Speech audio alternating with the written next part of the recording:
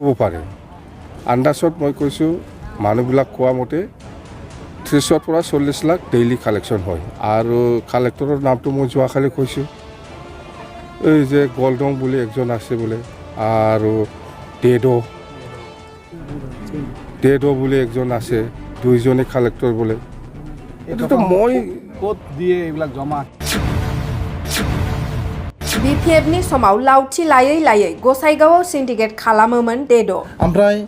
दादागिरिनि कालेक्शननि खोथाया ओरैबादि आरोखि जे BPFआ बै टाइमाव मोनसे जायगाखौ दादागिरि हटेल होननानै नाम दोनलायजादों गसाइगावआवहाय हो बावहाय बिसिबां मानसिफ्रा लावथि लायै लायै ड्राइभारफोरखौ बुयै बुयै बिसिबां फैसा लाखिदों हाग्रामा महिलारिया इसोर नामा हाग्रामाया बुंनायानो गासैबो जाजोबनो हाग्रामाया मा इसोर नामा जे खोथाखौ बुङो बे गासिबो सैथोजोब नामा बिदि नङा हाग्रामा महिलारिया प्रमद बर'नो 30 निफ्राय 40 लाख रां खांनानै होयो होननाया नंखाय श्रीरामपुराव जानाय सिन्डिकेटजों डेड'आ जेबो लोब्बा गैया हाग्रामाया थांनाय BTC बिसायख'थियाव कसुगाव बियाबनिफ्राय जेननांनायखाय डेड'खौ टार्गेट खालामना गोदाव सोराव मुं सुदों थांनाय BPF सोरखारनि समाव गसाइगाव दादागिरि मुंनि हटेलाव गोबां सिन्डिकेटनि कालेक्शन खालामोमोन BPF सोरखारनि समाव गासैबो सिन्डिकेट खालामनायखौ बुंफ्रुनानै होजोबगोन फैबाय थानाय समाव गोदाव सोराव श्रीरामपुराव जानाय सिन्डिकेटजों लोब्बा दं होननानै हाग्रामा महिलारिया बुंबाय थायोब्ला हाग्रामानि सायाव आयेननि गोख्रों राहा लानाय जागोन हाग्रामा महिलारिया थांनाय समाव डेड'नि सायाव नंखायै मुं सुनानै बानसावनायनि सायाव नोजोर बोनानै गसाइगावनिफ्राय डेड'नि गोख्रों खौरां मेल हाग्रामाया मा इसोर नामा जे खोथाखौ बुङो बे गासिबो सैथोजोब नामा बिदि नङा हो खोथाया ओरैबादि आरोखि बे मोननै इलेक्सन दारायदोंमोन मोनसेया देबोरगाव आरो मोनसेया कुसुगाव जिहेतु आं कुसुगाव समस्तिनि आरो बियो कुसुगावहाय बियो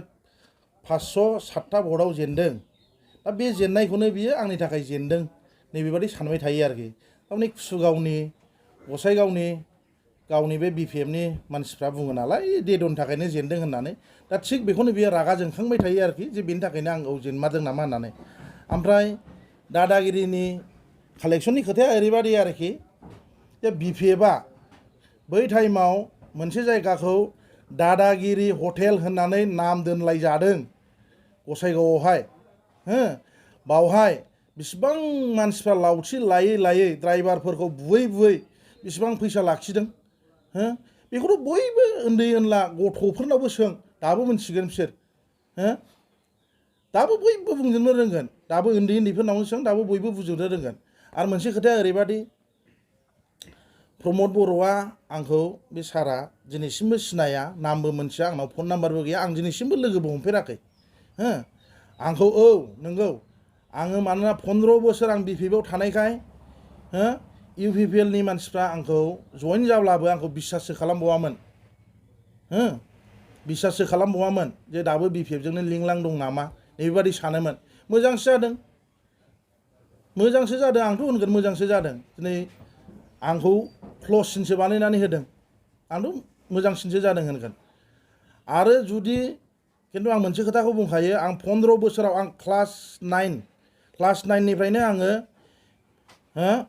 BPFआव आङो थादों आं जेब्ला स्कुल स्टुडेन्टमोन सासे लिडारजों कुसुगावआव बयबो मिथियो बे लिडारखौ आं बे लिडारजों आं थादों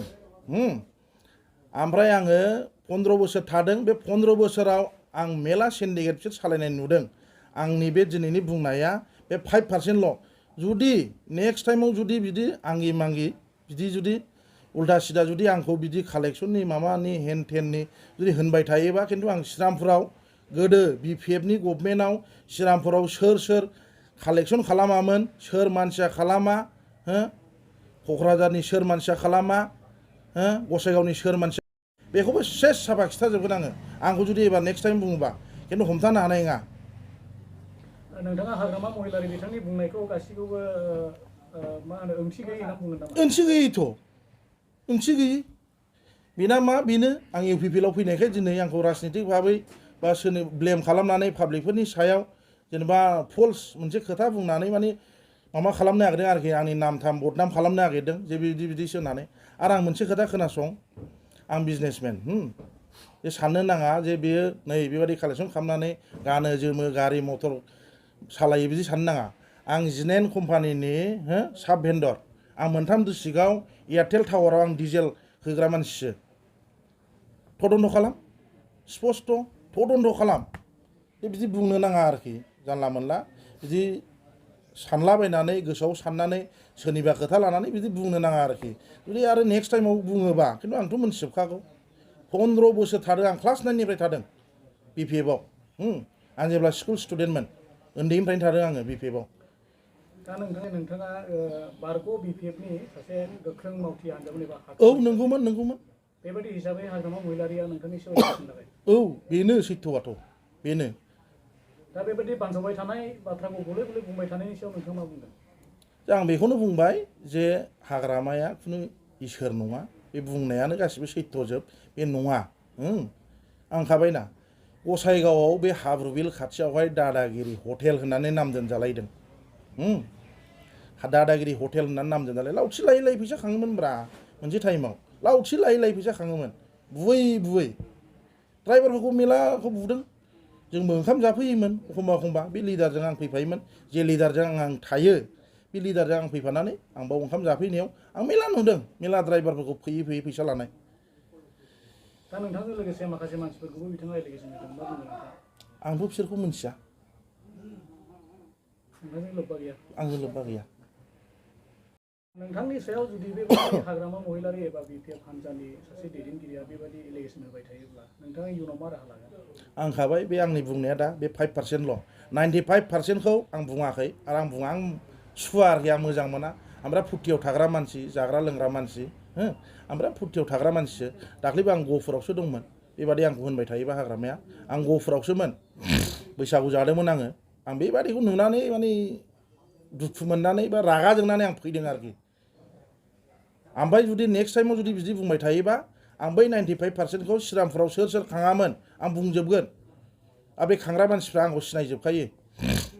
खस्थ' बुंना होगोन आङो थखन मा जायो जाथों आंबो मानिया मानोना नै आंहाबो गावखौ खुद स्टेन्ड होनांगौ उफाय गैया नैबे आरोखि खोथाया नांगोना नङाबाथ' आंखौ नै नंमारगौ होननानै सानगोन ना पाब्लिकआ बे आरोखि लागोन सियर आं आयेननि राहा लागोन बेनो आरोखि